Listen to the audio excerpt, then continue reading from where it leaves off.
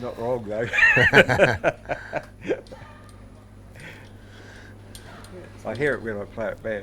Yeah. So does all the audience, eh? Because sometimes Cara will be watching it and she'll be like, man, what's that constant crackling? And I was going, what?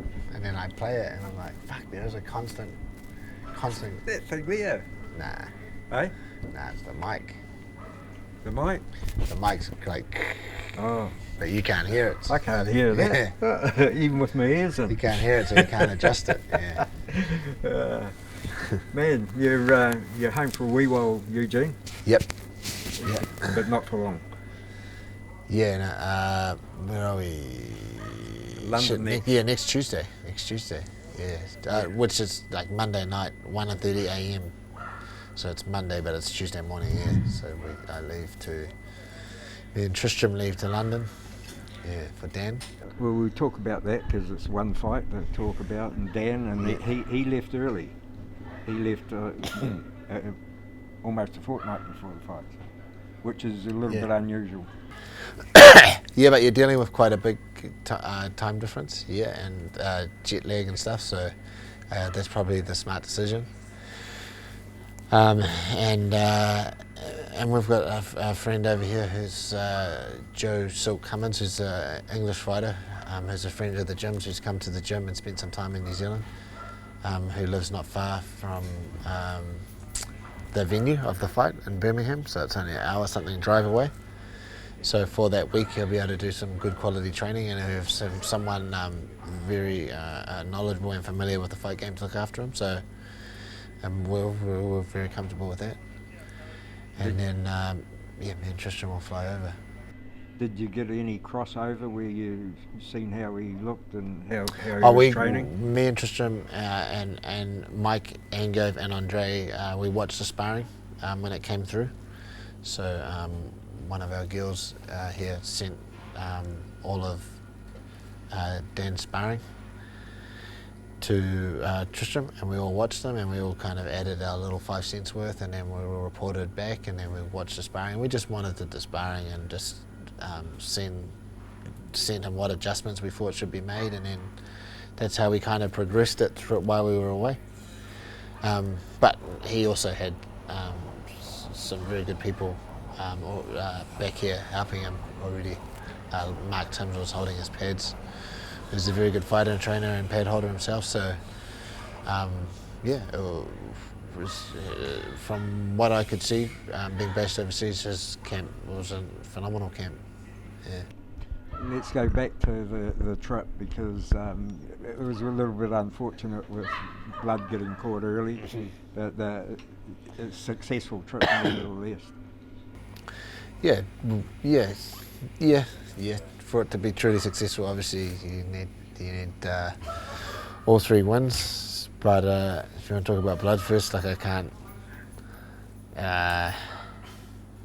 I'm as disappointed as blood is, and no one's more disappointed than blood. And it's just not. Like you have. That's the only feeling you should have. Is the feeling of disappointment, and it's just not satisfactory. Like you can't. He can't, I can't, the team can't, the coaches can't accept a defeat like that in that fashion. Trust me, the first people to let him know about how dismal a performance that was and how terrible a performance that was were us. Straight to his face, like it has to be, like it has to be said. And this sort of thing has to be acknowledged, otherwise how do you come back from it? He didn't perform after 100 fights and dealing with all sorts of obstacles and in that fight career.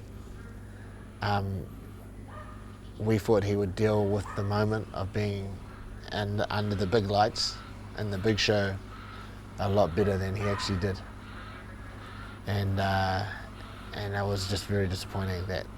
And it's easy for me to sit here and say this, but like I said, the UFC is a special place. It's where the best fighters in the world perform. It's where the whole world watches, and it's the ultimate. It's put on a pedestal, and from a very young age, you're a kid. You know, these young kids that have these goals to reach this kind of those lofty heights, and sometimes when you get there, you feel that pressure. You hear fighters talk about that a lot, like the pressure of first performing and on that big stage for those three leaders, UFC. And you know, I've never seen Bloods perform that poorly, and without taking credit away from the opponent, because the opponent was very good. They all are in the UFC. I felt Bloods just let the moment get to him.